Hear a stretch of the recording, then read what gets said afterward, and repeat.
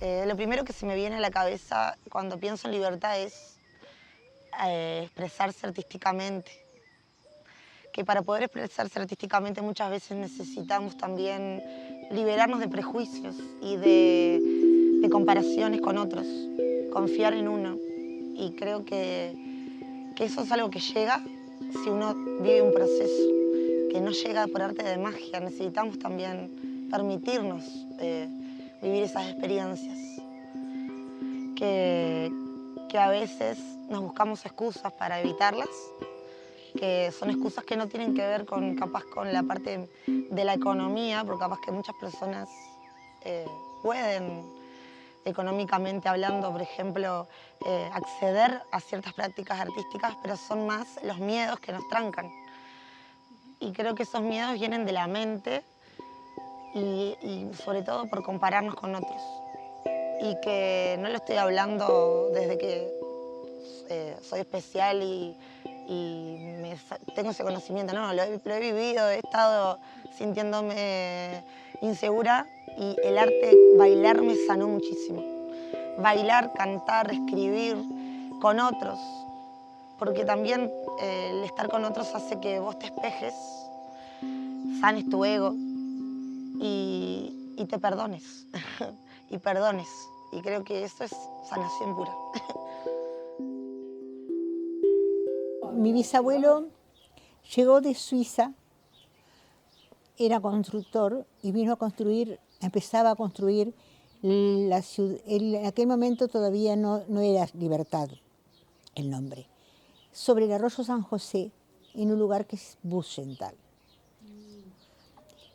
Vino una gran creciente. Él iba por el río San José a Montevideo a buscar el material para construir el pueblo. En un momento vino una gran creciente que creció el río San José y tapó las zonas que estaban empezando a edificar y se retiraron de la zona y llegaron hasta acá, que un señor Clausoles, que tenía mucha tierra, le donó a cada uno de los vecinos una manzana o en aquel momento una cuadra.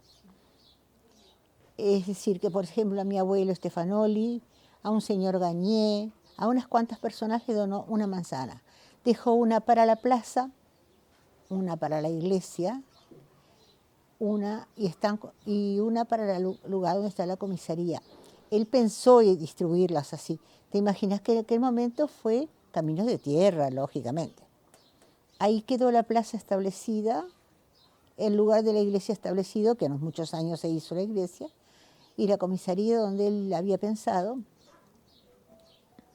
Y de ahí se fue distribuyendo el pueblo lentamente.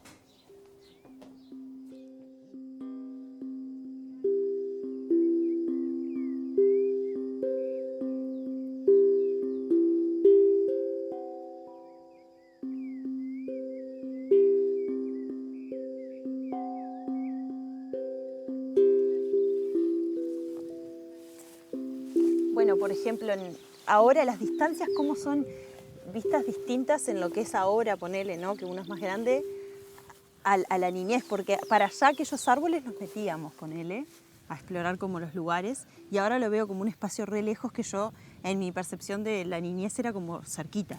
Claro. ¿No? Como esas cosas que uno empieza a notar de diferencia. Y después que esté tan cambiado también, ¿no? Como esto de que no estén los árboles que había, ¿no? Muchos espacios verdes, que es como la intervención humana en ese sentido, y por otro lado, la no intervención y que todo esté aflorando de esa manera. Todo lo que crece. Sí, acá creciendo de dentro del pozo. De todos lados. ¿Funcionaba el pozo? Sí, claro. Había que prender la bomba que llena un tanque que está allá arriba, ¿lo ves aquel? Sí. Bueno, ese era el tanque de agua que llevaba el agua a toda la casa. Entonces se escuchaba de los últimos cuartos, cuando el agua empezaba a caer, tenías que venir a apagar la bomba, que ya significaba que por un rato había agua porque ya estaba cargado el tanque. Qué alucinante. Mis padres, cuando se vinieron para acá, no tenían luz y vivieron un año, creo que fue, que no tenían luz. Entonces era sacar agua, y después, imagínate, todo descampado, que en realidad solo hay un vecino siguiendo por esta callecita. Como tal, el silencio absoluto, más la oscuridad, ¿no? Un lugar que no conocí, pero el abismo que puede Pa. haber. Y este es mi lugar, en realidad, el que elegí como en esta pregunta de lo emotivo, por qué me significa. Creo que es parte de lo que soy hoy en día, porque el criarte así en el campo, casi sin vecinos, tenía algún vecino, pero no es esto de salir y tener con quién jugar, con quién compartir todo el tiempo. Y como vivir a otro tiempo también.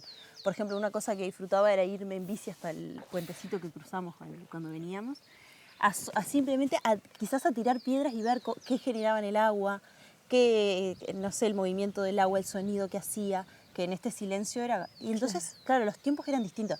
Y es parte a cómo soy hoy en día, que disfruto un montón de la naturaleza, de irme a lugares así, no sé, la playa, el campo, plantar, tener una huerta en casa, o esas cosas que también uno las adquiere en base a eso, ¿no? En casa siempre se plantó, la leche era de las vacas, mi madre hacía quesos. Entonces, como todas esas cosas que uno como que... ¿Y te ponían a batir para la manteca, para hacer la manteca, la nata de la leche? Sí, también. Igual el queso también, que eran unas ollas grandes ahí en ese espacio que ahora lo mostramos como de despensa, que se ponía en una olla grande y el cuajo, o sea, todo el proceso de hacer el queso, de dejarlo... Incluso está todavía, que recién la vi, una maderita donde se ponían a que se sequen. Secaran. Sí.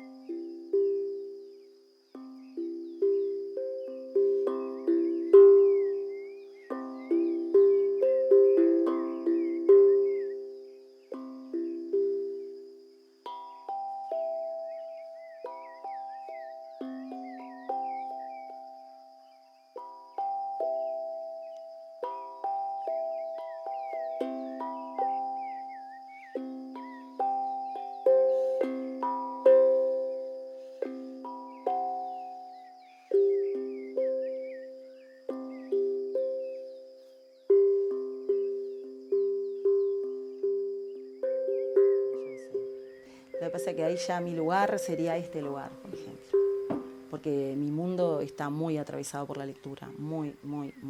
Desde que tengo uso de razón, yo concibo el mundo a través de la lectura y de aprender a través de los libros, revistas, todo lo que me llegó. Cuando era chica mi familia no podía acceder a ciertas cosas porque era todo con un costo bastante importante, pero sí llegaban revistas de Montevideo, una tía que yo tenía allá y eso me hizo conocer el mundo.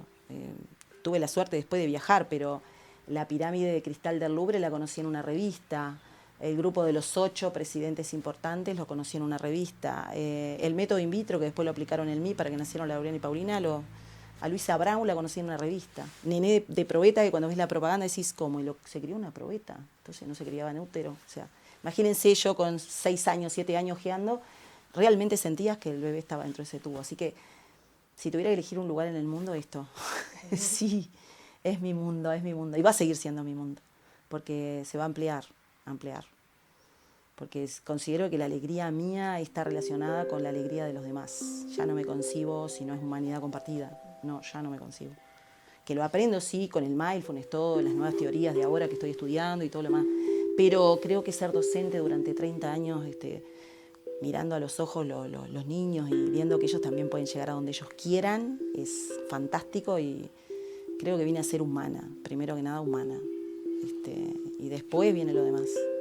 Trato de inculcar eso también a las chiquilinas. Y bueno, y tengo un compañero, ¿no?, fantástico que también está siempre a mi costado ahí para que se proyecte eso humano, ¿no? Entonces, porque en esta biblioteca está su papá también, que era un gran lector.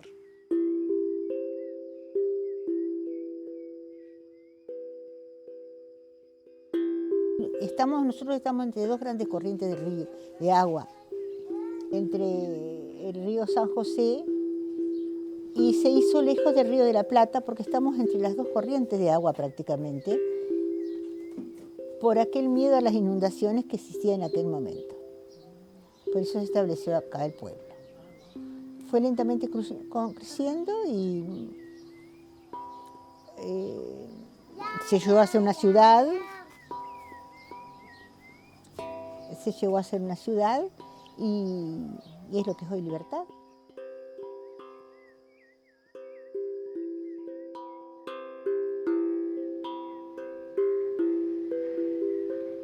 Bueno, se me pasaron muchas cosas, pero siempre que pienso en un lugar en libertad, para mí es la Casa de la Cultura, que en la historia de nuestras vidas, en algún momento vivíamos un poco en Libertad y un poco en Montevideo, y teníamos 3 lugares de referencia. Eran casa, que era nuestra casa, nuestro hogar, la casa, que era la Casa de la Cultura, y el apartamento, que era el lugar donde vivíamos en Montevideo.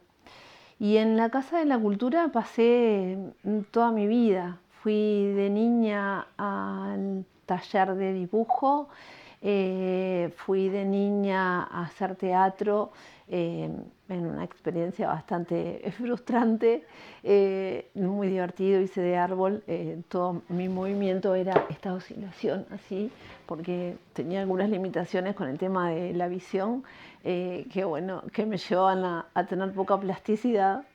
Y bueno, a lo largo de toda mi vida la Casa de la Cultura fue como un hito. En algún momento fue mi lugar de rebeldía. Es un lugar que nos albergó a un grupo ambientalista que iniciamos en el año 98 contra una fábrica que se instalaba en la comunidad. Empezamos a pelear antes de la instalación con un proyecto de impacto ambiental. La fábrica se llama Dirox y continúa. La Casa de la Cultura nos albergó como grupo y a partir de ahí surgieron muchísimas iniciativas que involucraron absolutamente a toda la comunidad. Fue algo muy trascendente en la comunidad en su momento. No distinguió banderías políticas ni de ningún tipo más que la importancia de defender nuestro medio ambiente. Y no lo logramos como final del cuentito, pero sí es la importancia de tener en toda comunidad un lugar de recepción a las iniciativas, que en una comunidad exista un lugar donde uno, cualquiera, pueda ir y decir necesito un espacio para reunirme por el motivo que sea. Hoy en día donar sangre, el hospital, la escuela de arte o lo que sea, eso en aquel momento fue Grubal, el grupo de vecinos y agricultores de Libertad. Y bueno, es mi lugar, sigue siendo mi lugar, hoy es más que nunca mi lugar. Y también ha sido históricamente el lugar de mis padres y el lugar de mi tía, que fue fundadora de la Casa de la Cultura, pero no como Casa de la Cultura, sino como club de teatro. Antes de ser Casa de la Cultura, en un club de teatro, María Guarnaval de Viera. Es y creo que será, porque mis hijos han continuado con el legado y mi nieta también va a ese sitio como su casa y voy a tocar el piano y toca el piano y es como mágico. Es un lugar muy mágico, realmente.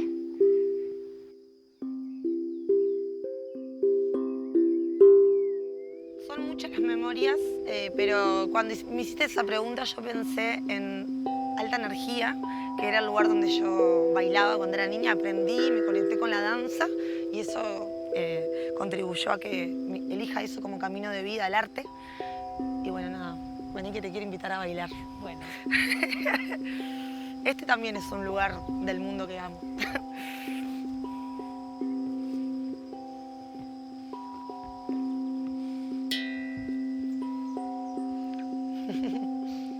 Vamos a improvisar.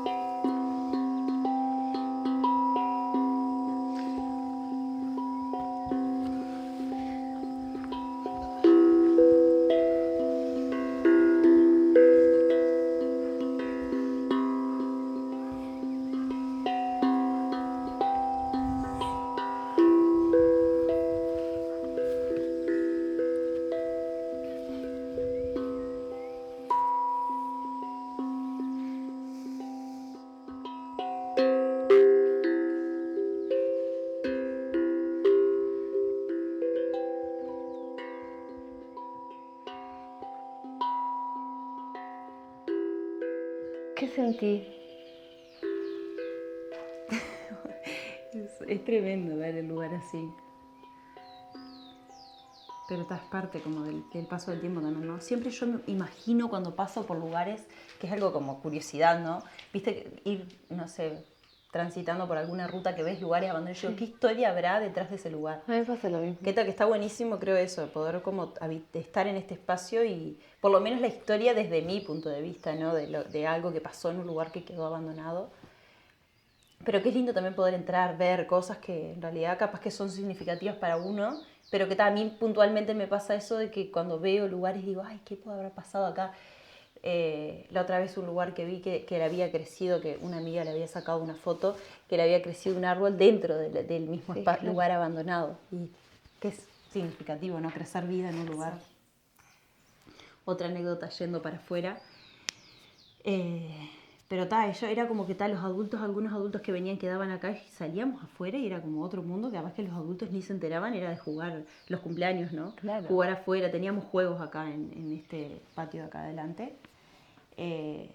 O incluso ahora les voy a mostrar un lugar que hay como un techo de en un cumpleaños había quedado la escalera que papá puso para arreglar algo. Nosotros subíamos por la escalera y nos tirábamos del techo al piso. Con otros niños, ¿no? Que habían venido de cumpleaños. Y estas cosas que quedan ahí, que vos decís, que puede haber pasado cualquier cosa, pero esto de la confianza, ¿no? Los niños están jugando afuera, que hoy en día está como que requiere esto del adulto todo el tiempo mirando, controlando, que está bien, pero que, claro, antes pasaban cosas Pero es una libertad Claro. que no es inimaginable. Sí. Qué lindo que es este lado. Bueno, por ese techo que está allá, Por ese techo se tiraban. es ese techo, sí. No.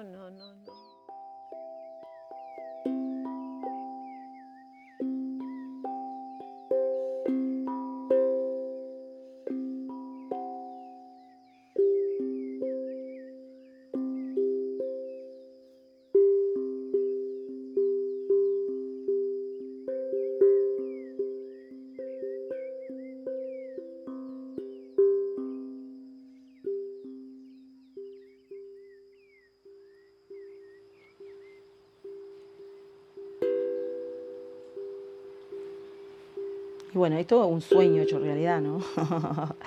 La historia de un abuelo que no estaba presente físicamente, pero sí emocionalmente. Y bueno, y de mujeres que colaboraron a que esta historia se volviera un libro. En realidad es la historia del abuelo que físicamente no está para Laureana y Paulina, emocionalmente sí. Decidimos hablar de Raúl, que es el papá de Freddy, desde que ellas vinieron al mundo, entonces ellas tenían sus 4 abuelos. Y bueno, y así nace la historia, nace en una cuadernola escrita, me gusta escribir a veces en cursiva porque me parece que me ordena mejor el pensamiento. Y bueno, después cuando ya lo pensé en libro tuve que hablar con Flavia, y a Flavia se le ocurrió una idea fantástica que es ilustrar a través de collage. Y bueno, yo quería que fuera una obra de arte linda, que pudiera expresar mucha cosa para los niños, a quien me he dedicado la vida entera. Quería que la imagen impactara también, porque estamos en el mundo de la imagen, más que de los textos, ¿no? Pero que la imagen fuera bien interesante, porque de mi punto de vista, ¿no? De mi forma de pensar, a veces a los chicos se los ningunea o se los trata como que no van a poder interpretar. Y para mí los chiquilines están súper preparados, va a depender de la cantidad que se le lea o cómo se le lea, pero los chicos están súper preparados para todo tipo de literatura.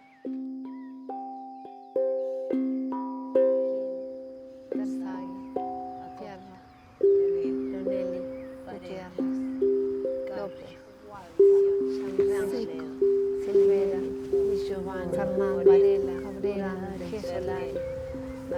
Rila, Lila, Estefan, Ferreira, César. Cuando era muy joven, bastante comprometida desde los 15 años con toda la causa de la lucha por salir de la dictadura, tenía un grupo de gente, un grupo de amigos, y todas muy jovencitas, y habíamos venido el día que salían los presos Libertad no tenía esta ruta, había solo la ruta vieja. Estábamos más allá aún en la otra ruta. Nos dejaban pasar los milicos hasta un determinado lugar y ahí nos frenaban y estábamos todos esperándolos y venían por esa callecita que no era como una ruta, era una callecita, y por esa callecita los veías venir y ellos en el momento que llegaron flaquitos, es muy difícil hablar de esto sin emocionarse, los veías venir flaquitos y se abrazaban a nosotras que éramos muy jovencitas y nos decían, fue por ustedes y es una cosa como que no me la voy a olvidar nunca porque ellos habían estado toda nuestra vida corta ahí adentro y nosotros estábamos esperándolos del otro lado y sabíamos que había sido por nosotros. Fue como inolvidable, es un momento inolvidable en mi vida y que nos marcó a todos porque, como dice en la placa, nosotros vivíamos en un lugar que era el foco, ¿no? Y mucha gente no se daba cuenta.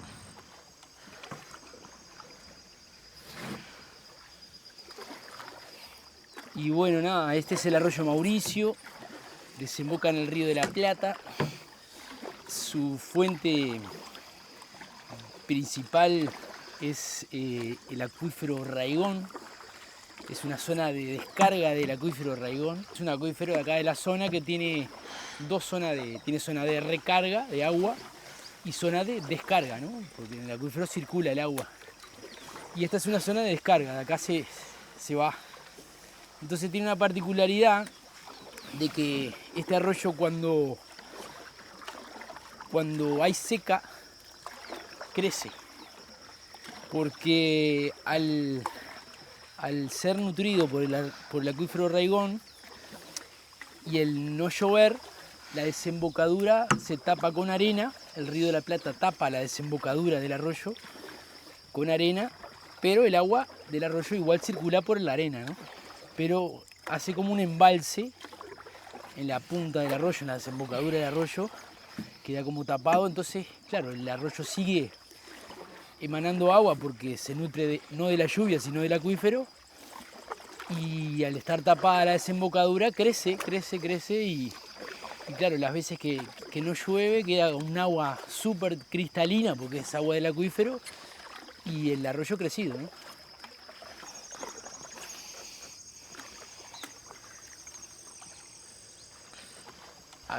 Quillú es un sitio paleontológico y también arqueológico, ¿no? La zona de acá, geológicamente, fue una zona de intrusión marina, ¿no? Que se metió el agua, después salió y bueno, generó tipo una especie de pantano en una época y bueno, un hábitat que le servía a esta fauna, ¿no? Que precisaba mucho alimento.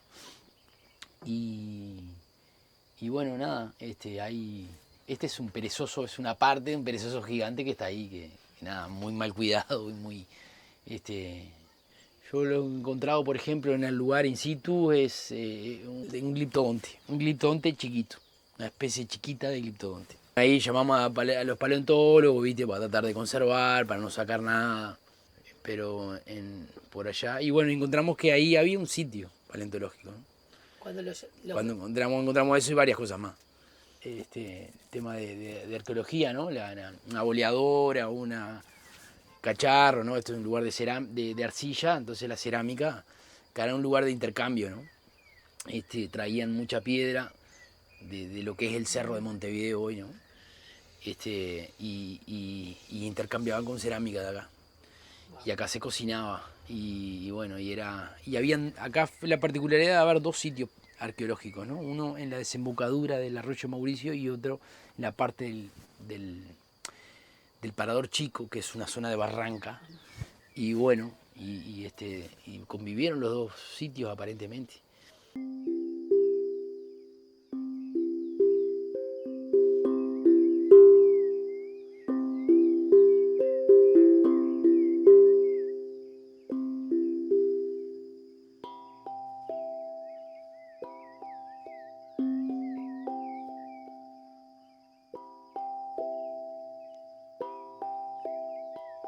Y después esto que también era otra pregunta que había surgido y que también la tuvimos como presente del deseo, que venía más de la mano con eso otro que te comentaba, de que las infancias tengan como ese lugar de encuentro, de disfrute, de ensuciarse, de compartir, de imaginar, de crear, de aburrirse, ¿no? De todas esas cosas que son tan importantes para el desarrollo.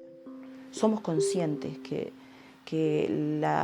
los chiquilines, los adolescentes, los niños, los adultos estamos necesitando lugares de calma y donde la cultura esté ahí adentro todo el tiempo. La cultura buena a las personas, me parece a mí, como la tierra buena a la persona, o sea, la huerta, el estar en contacto con el verde, el estar en contacto con la música, con la danza, con el deporte, eso abuena al ser humano, lo hace sentir más humano. Sueño con que las armas no existan, con que las guerras no existan, con que todos los niños tengan para comer y yo sé que soy como tierra capaz de sustentar, pero también sé que si la tierra no se cuida y no se reparte, es muy difícil que pueda sustentar. Y cuando hay personas que cambian los cauces de un río como para poder hacer riego, dejando a otros campesinos pobres sin agua, mientras eso suceda en esta tierra que soy yo, va a ser muy difícil que esos sueños se logren.